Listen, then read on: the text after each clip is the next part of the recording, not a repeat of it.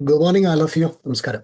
എല്ലാവർക്കും ദൈവത്തിന്റെ രക്ഷയും സമാധാനവും ഒക്കെ ഉണ്ടാവട്ടെ എന്ന് പ്രാർത്ഥിക്കുന്നു. വളരെ സന്തോഷമുള്ള ഒരു പ്രഭാതം.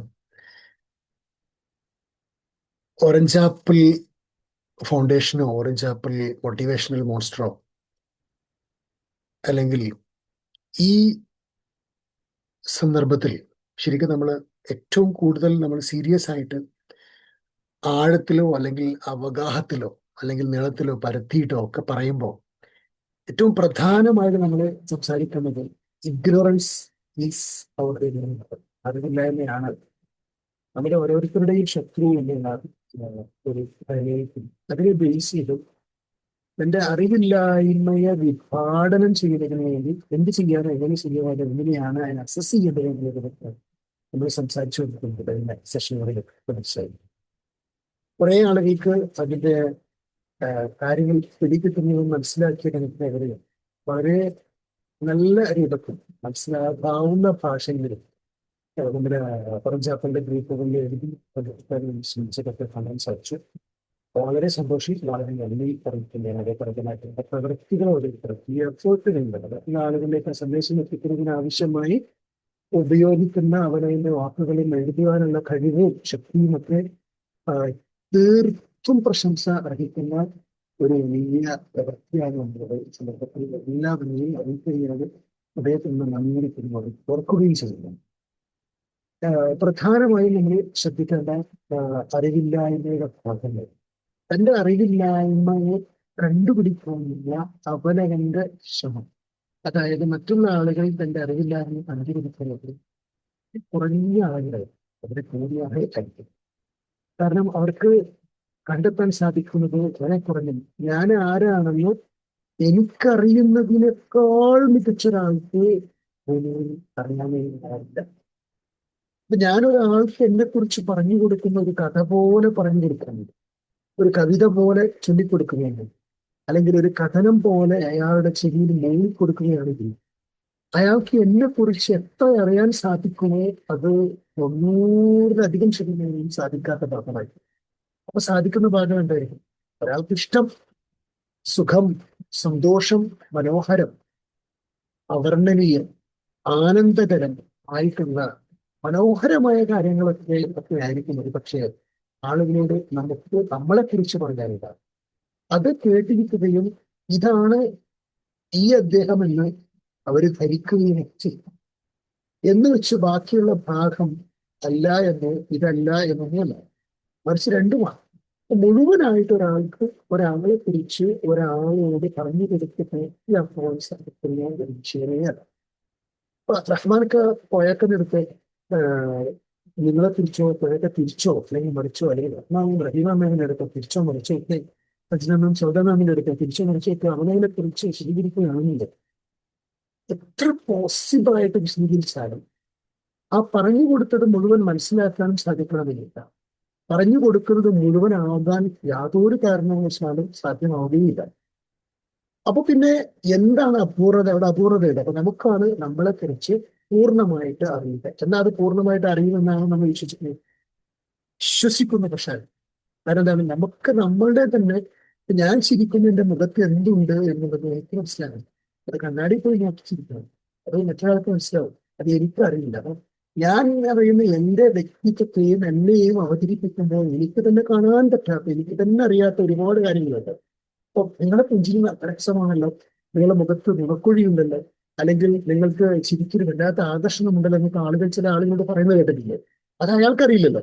അതുകൊണ്ടാണല്ലോ മറ്റുള്ള ആളുകൾ മറ്റുള്ളവർക്ക് പറയേണ്ടി വരുന്നതും അവർക്കത് അറിയാത്തതും അവർ പറഞ്ഞ് തിരിച്ച് അപ്രിഷ്യേറ്റ് ചെയ്താൽ വിശ്വസിക്കണം എന്ന് നിർബന്ധവുമില്ലാത്തത്. കാരണം എന്താണ്? അവർക്ക് തന്നെ അറിയാത്ത അവരെ കുറിച്ചുള്ള ഒരുപാട് ഗുണങ്ങൾ അവരവരിലുണ്ട്. അപ്പോ ഒരാൾക്ക് അവനവനെ കുറിച്ചുള്ള, സ്വന്തത്തെ കുറിച്ചുള്ള അറിവിന്റെ അളവ് വളരെ കുറവാണ് എന്ന് തന്നെയാണ് നമ്മൾ പറയുന്നത്. അപ്പോ ഇനി നമുക്ക് ആവശ്യമുള്ളത്, കണ്ണാടിയുള്ളത് പോലെ തന്നെയാണ് മെന്റേഴ്സ് ഉള്ളത്, നമ്മളെ ഉപദേശിക്കുന്ന ആളുകളുണ്ട്. ഇനി നമ്മുടെ പോരായ്മകൾ, ഏറ്റവും അധികം പോരായ്മകൾ എവിടെയാകണമെന്നുള്ള ഏരിയയാണ് കഴിഞ്ഞ ദിവസങ്ങളിൽ നമ്മൾ ചർച്ച ചെയ്തത്. ഇത് നമ്മുടെ കുടുംബത്തിന്റെ ഭാഗത്തിനെ കുറിച്ച് നമ്മൾ നേരത്തെ പറഞ്ഞു. വീണ്ടും സംസാരിക്കുന്നതിന്റെ കമ്മ്യൂണിക്കേഷൻ ഏരിയയിലെ പോരായ്മകളും കഴിവുകളുമാണ് കണ്ടെത്തുന്നത്. അവിടെയാണ് നമ്മുടെ അറിവില്ലായ്മ. എനിക്ക് തോന്നുന്നത് എനിക്ക് ഈ വിഷയത്തിൽ അറിവില്ലായ്മ ഉണ്ട് എന്ന് തിരിച്ചറിയേണ്ടത്. അറിവില്ലായ്മ ഏതൊക്കെ വിഷയങ്ങളിൽ, ഏതൊക്കെ ഏരിയ, വിഷയങ്ങൾ എന്നുള്ളതിനേക്കാൾ പ്രധാനമാണ് ഏത് ഏരിയയിൽ എനിക്ക് അറിവില്ലായ്മ ഉണ്ട് എന്നുള്ളത് തിരിച്ചറിയണം. അപ്പൊ ഈ കമ്മ്യൂണിക്കേഷൻ എന്ന് പറയുമ്പോൾ നമ്മൾ വിചാരിക്കും അതൊരു സംഭാഷണം, എല്ലാ തരത്തിലുള്ള ആശയവിനിമയവും. അപ്പൊ ഞാൻ നിങ്ങളുടെ മുമ്പിൽ സംസാരിക്കുമ്പോൾ എന്റെ കണ്ണ് മാറുന്നതും, എന്റെ മുഖം മാറുന്നതും, എന്റെ കവിള് മാറുന്നതും, എന്റെ കൈകൾ ചലിക്കുന്നതും, എന്റെ ബോഡി ഇളകുന്നതും ഒക്കെ എല്ലാം കൂടി ചേർത്തു പിടിച്ചു പറയുന്ന ഒരു മൊത്തത്തിലുള്ള ഒരു ഭാഷാ സംവിധാനമാണ്, ശരീരഭാഷയൊക്കെ ഉൾപ്പെടുത്തിയിട്ടുള്ള എങ്ങനെയാണ് ശരിക്കും കമ്മ്യൂണിക്കേഷൻ. അപ്പൊ ആ കമ്മ്യൂണിക്കേഷൻ ചില ആളുകൾ ഇങ്ങനെ പറയും ഒരു നിർവികാരമായിട്ടുള്ള വൈകാരികമായ കണക്ഷൻ ഉണ്ടാവും. ഇത് കമ്മ്യൂണിക്കേഷനുമായി ബന്ധപ്പെട്ട ഒരു കാര്യം. ഇനി രണ്ടാമത്തെ കാര്യം എന്താണ്?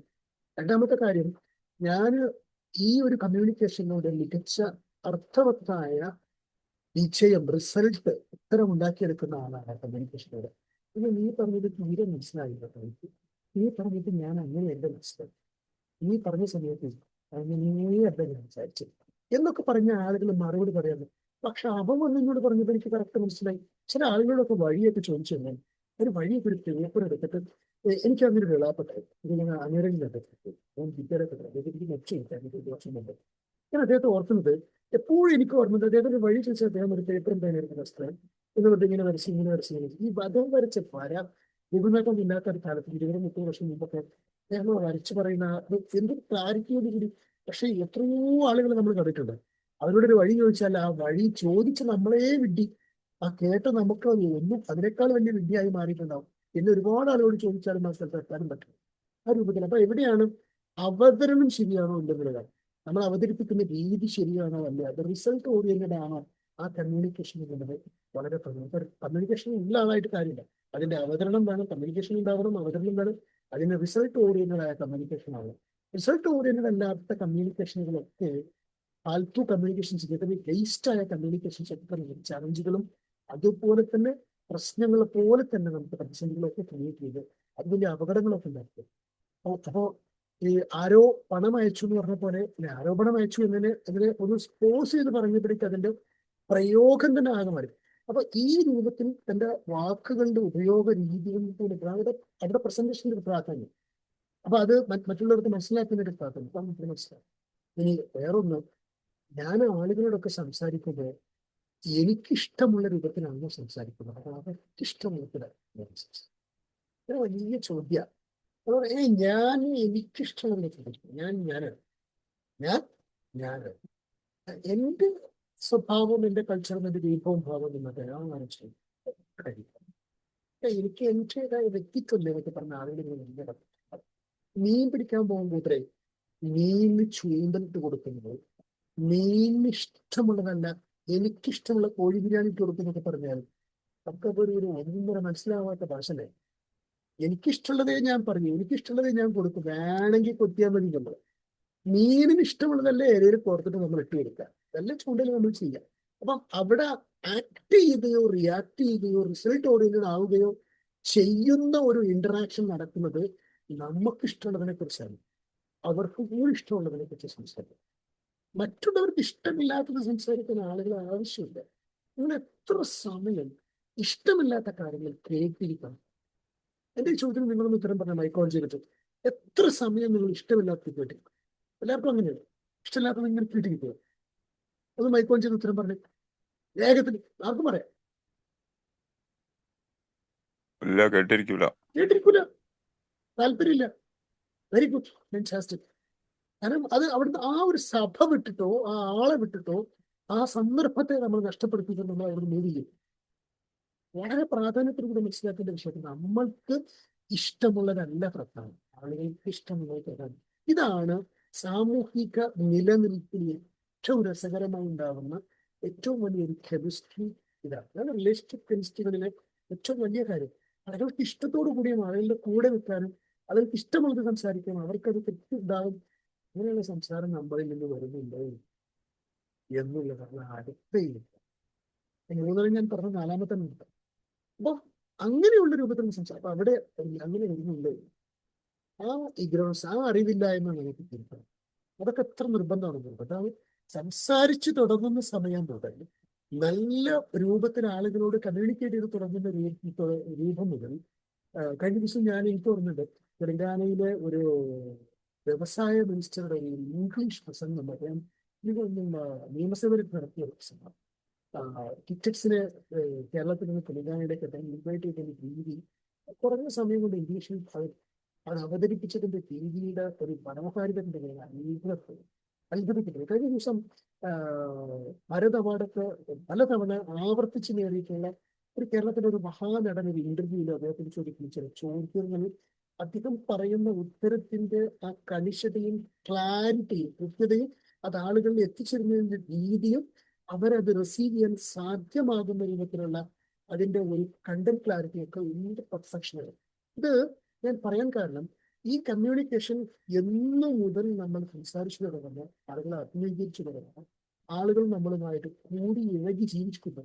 അവർക്ക് നമ്മൾ അവരുടെ ഭാഗമാണ് എന്ന് തോന്നുന്നു എങ്കിൽ അവിടെ മുതൽ ഇവർക്കാണ്.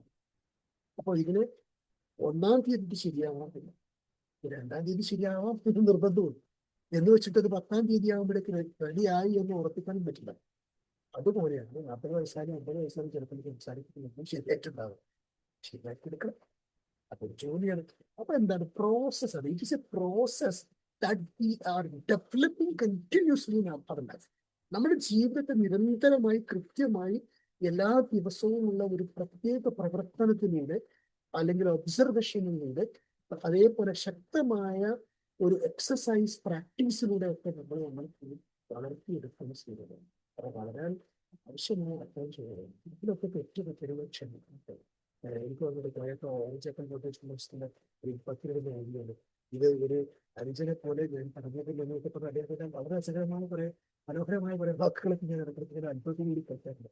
കാരണം അവിടെ ആ വിനയവും ആ എളിമയും അതേപോലെ തന്നെ ആളുകൾക്ക് ഇഷ്ടമുള്ള രൂപത്തിലും ആളുകളോട് അവർക്ക് റിയാക്ട് ചെയ്യാൻ ഇഷ്ടമുണ്ടാവുന്ന വിധത്തിൽ എന്തെങ്കിലും പോരായ്മ ഉണ്ടെങ്കിൽ എന്നോട് പറഞ്ഞു തരണം എന്നൊക്കെ പറയാവുന്ന വിധത്തിൽ ആളുകൾക്ക് കൂടി അവസരം കൊടുക്കുന്ന രൂപത്തിൽ സംസാരിക്കുന്ന ആ ഒരു രീതി മാത്രമായിരിക്കും നമുക്ക് നമ്മളെ വളർത്തിയെടുക്കുവാൻ സാധിക്കുന്ന സഹായിക്കുന്ന ഘട്ടം എന്നുള്ളത് നമ്മൾ നടപ്പാക്കുക. അപ്പോൾ ഇത് ഇഗ്നറൻസ് ഈസ് അവർ എനിമി എന്നുള്ളതിൽ നമ്മളെ കുറിച്ച് തന്നെയാണ് നമ്മൾ ആലോചിക്കേണ്ടത്. ചില ആളുകളുടെ മാനേഴ്സ് കാണാം, ചില ആൾക്കാർ ഇങ്ങനെ സംസാരിക്കുന്നതിനിടയ്ക്കാണ് നമ്മൾ ഇങ്ങനെ നടക്കുന്നുണ്ട്, ഇങ്ങനെ കാക്കുന്നതാണ്, ഇങ്ങനെ ഇങ്ങനെ പല ടൈപ്പ് ഓഫ് മാനേഴ്സ് നിങ്ങൾ ശ്രദ്ധിച്ചിട്ടുണ്ടോ? നിങ്ങളുടെ നാട്ടിലൊക്കെ ചുവടുക്കൊക്കെ ആളുകളുണ്ട്. നമുക്കൊക്കെ ഉണ്ടായിരിക്കണം. അത് നമ്മളെപ്പോഴും ആലോചിക്കുന്നത് നമുക്ക് നമ്മളിങ്ങനെ വീഡിയോ കൊണ്ട് നടക്കുന്നില്ലല്ലോ.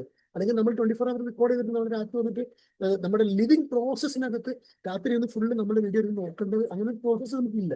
പിന്നെ ആര് പറഞ്ഞു തരും? അതായത് ഞാനിപ്പോൾ ഉണ്ടോ ഇങ്ങനെ കുറച്ച് പറയുമ്പോൾ സംസാരിക്കുന്നില്ല. അപ്പൊ നിങ്ങൾ അത് ശ്രദ്ധിക്കുന്നില്ലേ? അതേപോലെ ഞാൻ എന്റെ പല മാനറിസംസ് ഉണ്ടാവും, എനിക്കറിയില്ല. ആ മാനറിസം നിങ്ങൾക്കായിരിക്കും അറിയുന്നത്. അപ്പോൾ ഇത് അറിയുന്ന ആളുകൾ പോലും കാണുന്ന ആളുകൾക്ക് പോലും പറഞ്ഞു തരാൻ നമ്മൾ ഒരു വാതിൽ തുറന്നു വെക്കണം.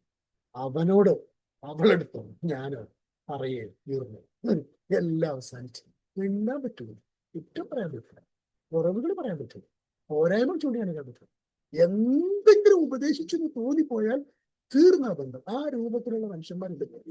അത് സ്വന്തം വീട്ടിലാവാം, ഭർത്താവിന്റെ വീട്ടിലാവാം, ഭാര്യയുടെ വീട്ടിലാവാം, അത് അയൽവക്കത്തെ വീട്ടിലാവാം, കുടുംബത്തിലാവാം. എല്ലാം അവസാനിച്ചു പോകുന്ന രീതിയിൽ സംസാരിക്കാൻ പറ്റാത്ത രീതിയിൽ ഒരവസ്ഥയും ജീവിതത്തിൽ തരാത്ത ആളുകൾ ഇഷ്ടപ്പെടുന്നു. കാരണം അത് നേരത്തെ റഹ്മാൻക്ക് പറഞ്ഞ എഴുതിയ പോലെ ബോട്ടിലൊക്കെയാണ് കുപ്പിയൊക്കെ അടച്ചു വെച്ചിട്ട് ഞാനങ്ങനെ തെറ്റി വൃത്തിയായെന്ന് വിചാരിച്ച് അങ്ങനെ ഈ സ്ഥിതി ചെയ്യാതിരിക്കുന്ന പല ആൾക്കാരാണ്. അവരുടെ എല്ലാം ശരി, അവരെ പറയുന്നത് മാത്രം ശരി, അവരുടേത് മാത്രമേ ശരിയുള്ളൂ. ഇനി നിങ്ങൾ ആരെങ്കിലും ശരി ചൂണ്ടിക്കാണിക്കാൻ പറയാൻ നിങ്ങൾക്ക് വിവരമില്ല എന്ന് മാത്രം പൂർണ്ണമായിട്ട് എല്ലാവരോടും പറയാൻ കപ്പാസിറ്റിയുള്ള ആധികാരികത എന്ന രൂപത്തിലുള്ള അഹങ്കാരത്തിന് നമ്മൾ പറയാറില്ലേ കൈകാര്യം വെച്ചാണ് പോകുന്നത്. ആ രൂപത്തിൽ വിനയം എന്ന് പറയുന്ന തൊട്ടിപ്പും ചെയ്യാത്ത മനുഷ്യന്മാരെ നമ്മുടെ ചുറ്റുവട്ടം. അത് നമ്മളിൽ തന്നെ പെട്ടിട്ടുണ്ടോ, നമ്മൾ തന്നെ അങ്ങനെയാണോ അല്ലേ എന്നുള്ളത് ഒരു വാതിൽ തുറന്നു വെച്ച് അവിടെ പറയാൻ അവസരം കൊടുക്കാനല്ലേ അയാൾക്കൊന്ന് പറഞ്ഞിരിക്കട്ടെ. അത് നമ്മൾ ഇങ്ങനെയൊക്കെയാണ് സന്തോഷമായിട്ട് ഞാനും സുഖം പറഞ്ഞിട്ടുണ്ടെങ്കിൽ എനിക്ക് മാറണം, എനിക്ക് മാറ്റണം, ഞാൻ മാറിക്കട്ടെ, ഞാനൊന്ന് മാറാൻ അനുവദിക്കാം, ഞാൻ മാറാൻ വേണ്ടി ശ്രമിക്കണം. ഈ ഒരു ലെവലിലേക്ക് എന്നെ കൊണ്ടുപോകാൻ എനിക്ക് സാധിച്ചിട്ടുണ്ടെങ്കിൽ ഈ ഇഗ്നറൻസ് ഈസ് അവർ എനിമി എന്ന് പറയുന്ന സംഭവം നമ്മള് അത് ശത്രു എന്ന് പറഞ്ഞാൽ പോരാ, ഭീകരമായ ശത്രുവായിരിക്കും അവരവന്റെ. ഒരിക്കലും ഗ്രോ ചെയ്യാത്ത ഒരു സിറ്റുവേഷൻ നമ്മളിൽ നിന്ന് നിലനിർത്തി സാധിക്കും. So let us find our own enemies. നമ്മളുടെ മാത്രം നമ്മളുടെ ഉള്ളിലുള്ള നമ്മളിന് പുറത്തു വരുന്ന ഭീകരമായ ആളുകൾക്ക് അടുക്കാൻ സാധ്യതയില്ലാത്ത, അകന്നുകൊണ്ടേയിരിക്കാൻ സാധ്യതയില്ല, വിജയം കൊയ്യാൻ സാധിക്കാതെ, വിജയങ്ങളിൽ സ്റ്റെപ്പുകൾ കയറാൻ സാധിക്കാത്ത രൂപത്തിൽ ഒരു മാറ്റമോ പകർച്ചയോ ആളുകളിലേക്ക് ആകർഷണമോ ഉയർച്ച അല്ലെങ്കിൽ ആളുകൾക്ക് ഉയരാനുള്ള സാധ്യതകൾ ഉണ്ടാക്കിയെടുക്കാനും ഒന്നിനും സാധ്യമല്ലാത്ത വിധത്തിൽ നമ്മൾ താഴോട്ട് പോകാതിരിക്കാൻ നമ്മളുടെ ഉള്ളിലുള്ള ഇഗ്നോറൻസ്, അറിവില്ലായ്മ. ഈ അറിവില്ലായ്മ എന്നൊക്കെ പറയുമ്പോൾ നമ്മൾ ആലോചിക്കേണ്ട ഇൻഫോർമേഷനും നോളജും ലേണിംഗും എഡ്യൂക്കേഷനും അക്കാഡമിക്കും ഞാൻ പറയുന്നത്. I am just talking about the learning or no, it's about understanding or realization of me myself. എന്നെ കുറിച്ചുള്ള റിയലൈസേഷനോ അണ്ടർസ്റ്റാൻഡിങ്ങോ എന്നെ കുറിച്ച് മനസ്സിലാക്കാൻ എനിക്ക് സാധിക്കുക എന്നുള്ള ഭാഗത്ത് നിന്ന് തന്നെ നമുക്ക് നമ്മൾ അപ്രോച്ച് ചെയ്യണം. Information is very simple, knowledge is more than simple. C, നമ്മൾ വിചാരിക്കുന്നതിനേക്കാൾ എത്രയോ അടുത്താണ് അറിവുകളും അതുപോലെ തന്നെ ഇൻഫോർമേഷൻസ്. അത് പെട്ടെന്ന് ഇങ്ങനെ അടിച്ചു വെച്ചാൽ കിട്ടും. അത് നമ്മുടെ ചുറ്റുപറ്റി ഇങ്ങനെ നിറഞ്ഞു നിൽക്കുകയാണ്. ആ ഒരു ഇൻഫോർമേഷന്റെ മേലെ കൂടെ തട്ടിയിട്ട് നമ്മൾ നടക്കുന്നത് പോലും മുമ്പ് ലൈബ്രറി കണ്ടുപിടിക്കുന്ന സാധനമാണ്. നമ്മൾ വർഷങ്ങളോട് എടുക്കും. അതല്ല, നമ്മളിങ്ങനെ പറയുമ്പോഴേക്ക് അത് എല്ലാത്തിനും ഇഷ്ടം പോലെ എന്നല്ല ഒരുപാട് കിട്ടും. സോ ഇൻഫർമേഷൻ നോളജ് എല്ലാം നോളജ് അബൌട്ട് മീ, എന്നെ കുറിച്ചുള്ള എനിക്കുള്ള അറിവാണ്.